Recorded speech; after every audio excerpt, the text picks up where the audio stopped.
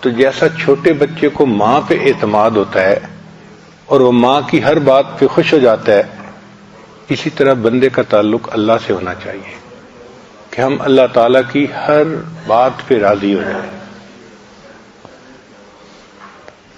جیسا اللہ نے چاہا ہمیں دنیا کے اندر رکھا، ہم اس حال میں راضی ہیں۔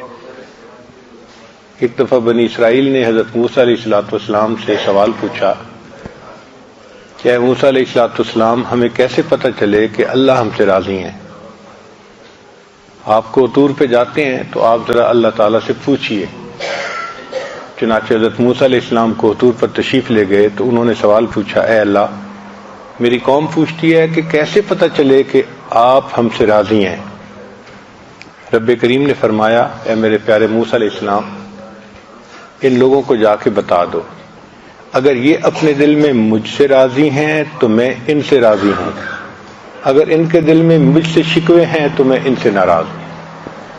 تو بڑا آسان طریقہ ہے یہ معلوم کرنے کا کہ اللہ ہم سے راضی ہے یا نہیں۔ اپنے دل میں جھانک کے دیکھیں۔ جو مومن ہوتا ہے ہر حال میں اللہ سے راضی، الا الکفر والضلال، سوائے کفر اور گمراہی کے، ہر حال میں اللہ سے راضی۔ جس حال میں اللہ رکھے بس ہمارے لیے وہی حال بہتر ہے۔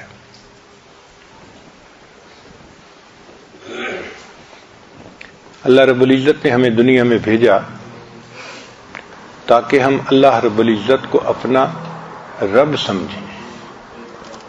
یوم میثاق میں اللہ نے روحوں کو اکٹھا کر کے وعدہ لیا تھا، الست بربکم، کیا میں تمہارا رب نہیں ہوں؟ سب نے کہا بلا، اے اللہ آپ ہی ہمارے رب ہیں۔ تو جب سب نے عہد کر لیا تو اللہ تعالیٰ نے اس عہد کو آزمانے کے لیے بندوں کو دنیا میں بھیج دیا کہ جاؤ اور میں دیکھتا ہوں کہ دنیا میں تم رب کس کو سمجھتے ہو۔ رب کہتے ہیں پالنے والا۔